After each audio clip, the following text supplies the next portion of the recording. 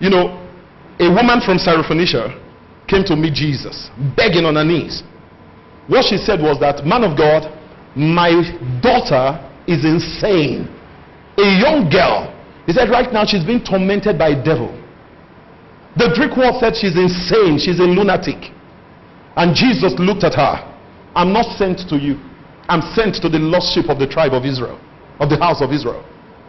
The woman kept on pleading and kept on begging. Then Jesus looked again and said, listen, it's not fitting that I should take the bread of the children and I give it to dogs. In other words, he called her a dog. The woman still did not let go. The woman said, oh Jesus, listen master, rabbi. He said, even the puppies, the dogs under the children's table, they eat of the crumbs that falls. And Jesus looked at her, woman, great is your faith. He said, your daughter is well. And when the woman got home, her child was well. Only God knows the distance between the point where Jesus spoke that word and where her house was, where that girl was incarcerated. But Jesus just said, go, your daughter is well. The demon has left her. And it was so. He did not pray.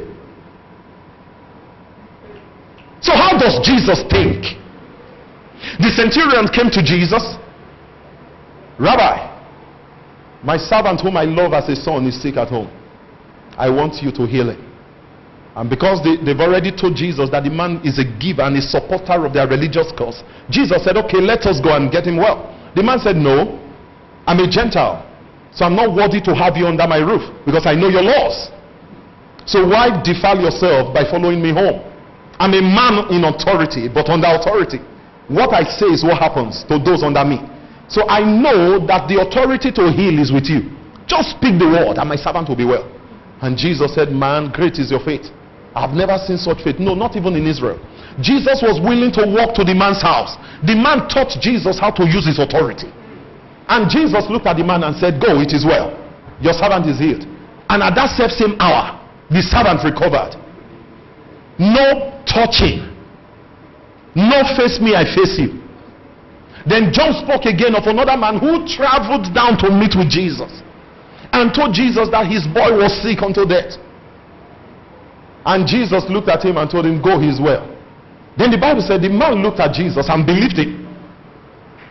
The man looked at Jesus and believed him and turned around and made that same journey.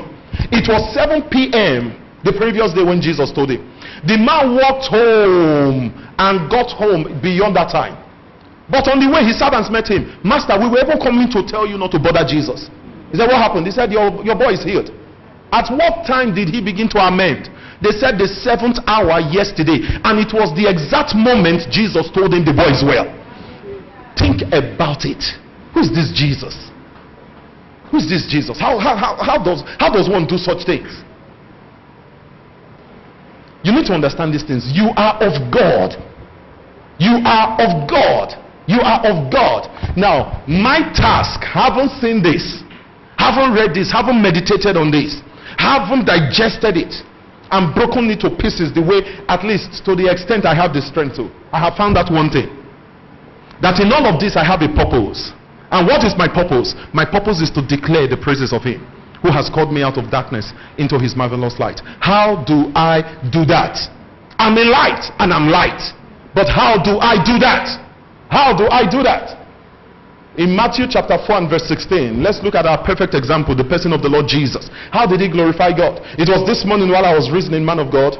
It was very clear, yes, we understand that elementarily, that Jesus had a lot of followers, true or false? But this morning it was clear to me that Jesus did not win a single soul. Jesus did not win a single soul.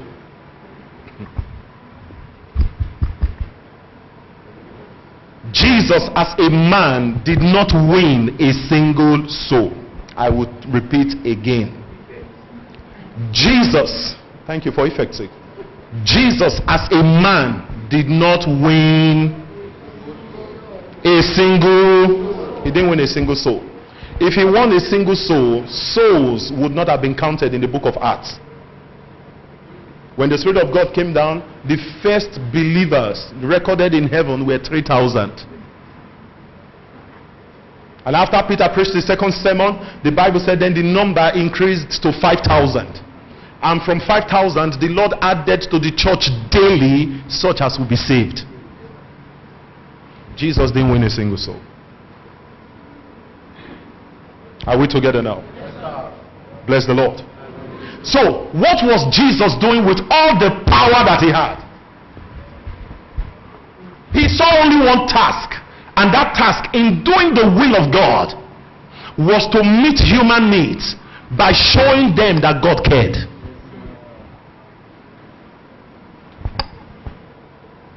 So his miracles were not for his fame. If this Jesus was looking for fame, those he healed and begged not to tell people, and they still disappointed him by breaking his heart to go and tell people. Hello, am I making sense at all? At least we are reasoning. Jesus wasn't after fame. Fame wasn't what he was looking for. The Bible said when he enters a city, he hides. But yet they'll still discover that he's around. In John chapter 9, he disguised himself. Because if they know him or they recognize him, all the sick, in short, there's no way he can move again. At a time, because of the way the crowds were thronging him, and he kept on walking and walking and walking and walking and walking and walking, his family felt he was mad. How can you be this given? How can you be this focused?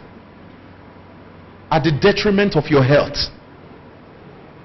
Jesus wasn't scared for his health, but he was scared for the health of his disciples. He is the healer, but he never permitted them to break down. Glory be to God. Glory be to God. So he wasn't after fame. If he was, he wouldn't be healing and hiding. If he was, he would tell people, listen, I'm coming to a work ban tomorrow. And before tomorrow, he begins to announce the way we do it in church now. Because if the program is you start advertising 1 month before the time so as to get the the intended effect. But Jesus never announced himself. Jesus never advertised. All he needed to do was to show his face. Once he's recognized, the whole place is jammed. The whole place is jammed. That was Jesus for you. But in John chapter 9, he hid himself. When he stood beside the blind man and asked, do you believe in the Son of Man? It was in the midst of a crowd. It was in the midst of a crowd. He didn't show himself. Isaiah prophesied concerning him in Isaiah chapter 11. He said, he shall not cause his voice to be heard in the streets. He said, come, try, you need to make sound. Oh man, you need to be loud. No. There's a way the grace of God does it for you. What advertised Jesus? His good works. And what were the purpose of his works? The purpose of his works was to show forth the praises of him. And anytime he did it, people glorified God. A good work. Somebody say a good work. A good work. A good work. The people loved him because of a good work. And everybody will love you also when they see you demonstrating good works. Do you understand what I'm talking about? All right, let's see. He said, the people which sat in darkness saw great light. And to them which sat in the region of the shadow of death, light is sprung up. Light is sprung up. Light is sprung up. Light is sprung up. What was the effect of the light? Because this word here, this message is a consolation. This message here is what? It's a consolation. The people that sat in darkness, the people that sat in the region of the shadow of death, light is sprung up. Light is sprung up. Was Jesus ever a light until that time? No, he wasn't. When was he lit up? The moment he got baptized, and when he returned back from Jordan. Then he went and dwelt in Capernaum, where the work was to begin. He has been in the world, but he was not a light. Until he was commissioned, then he became a light. That's why they say the light is sprung up. Light is what? Sprung up. Suddenly it is turned on. God, who commands the light to shine out of darkness, has caused the light of the knowledge of his glory to shine on us, to shine on our spirits from the face of Jesus Christ. So the light is sprung up. Let's see verse 17. From that time on, Jesus began to preach and to say, repent, for the kingdom of heaven is at hand. Let's see 23, sorry. I'm not interested in this. I want to show you what he did. Fine. And Jesus went about all Galilee. Somebody say all Galilee. What was Isaiah's prophecy? In 4 verse 15 and 16, he named the place Zebulun, Naphtali, Galilee of the Gentiles, beyond the Jordan. Are you getting it now? Now, what did Jesus do when he dwelt in Capernaum? And Jesus went about all Galilee, teaching in their synagogues and preaching the gospel of what? The kingdom. And what was he doing? He was healing all manner of sickness and all manner of disease among the people. Next verse. And his fame went throughout all Syria.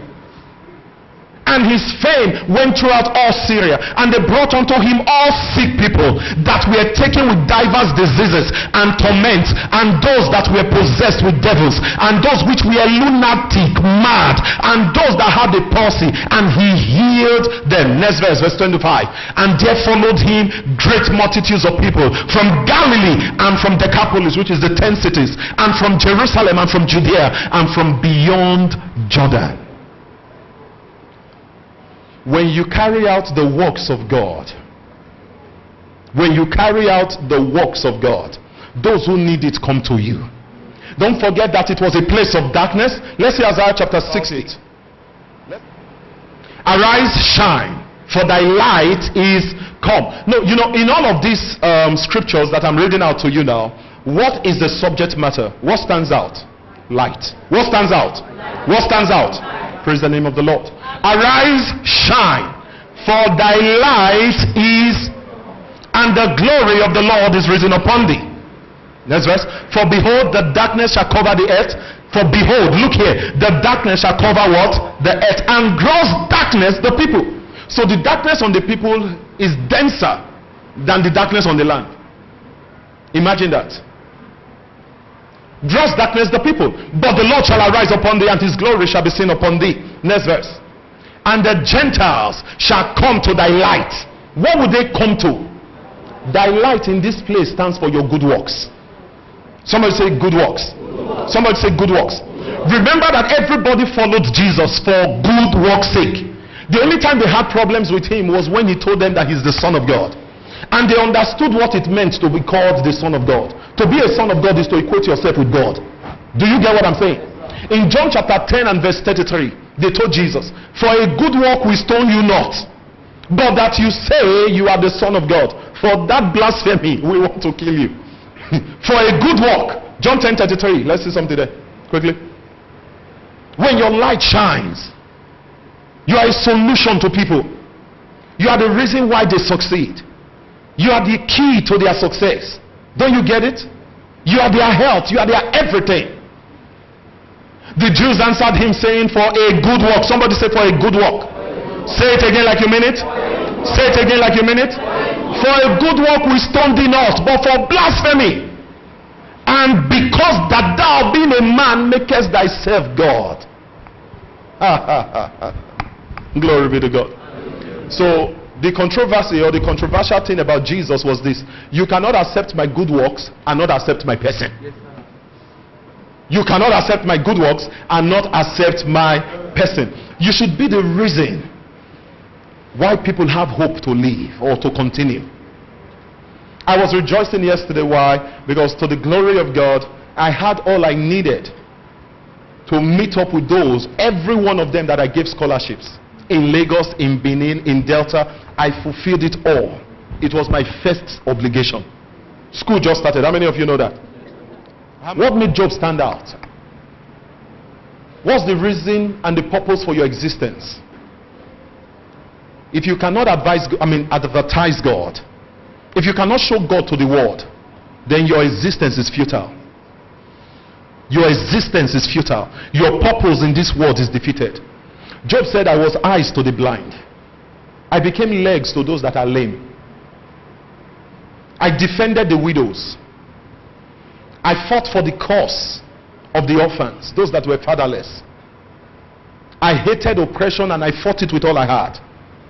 I was the reason why the young men had hope. I was the incentive for the joy that was in the city. Oh, I was honored as I was when the glory of the Lord was still upon my bowels. Don't you get it? So what did Job boast about? Job boasted about his good works. What did Paul boast about? Paul boasted of his sacrifices in sufferings that made possible many good works. But a fool comes and tells you, this is what I can do. I'm so anointed. Facebook, they don't let you hear what? Everywhere. You need to know what is happening. Somebody say good works. Say it again like you mean it. Say it again like you mean it. Then Jesus said again, I think it's Matthew chapter 5 and verse 16, let your light so shine that men should see what? What's the theme there? Good works. Good works. Good works. Let your light so shine. Let your light so shine. You know, the word so there is for emphasis. It's for emphasis. It's for emphasis. Let it so shine. Before who? Before men. Not before demons. Before men. Let it so shine. Let it so shine before men that they may see. But people tell you, whatever you are doing, hide it. Oh. The left hand should not know what the right hand is doing. Oh. You know, if you are not an initiate, when you study the sayings of Jesus, you think he contradicts himself. It takes a discerning heart to know which condition or situations in life that this specific command is meeting. Men must see your good works. Men must see your good works and glorify your Father which is in heaven. I was in the airport, I think that should be like 2 years ago, and a woman, you know, that was going to Kano, you know, she had an issue. We're just meeting as strangers, and I the moment she, you know, stood on a road with me, we're getting our tickets, and I just felt her problem. Then I told her, I said, I can take care of it. She was shocked. How do you know, first of all? How do you know, first of all? And being from the north, maybe she felt I was something of an afar, or, you know, all these idiots. It never crossed her mind that I'm a man of God. Probably the way I liked to dress.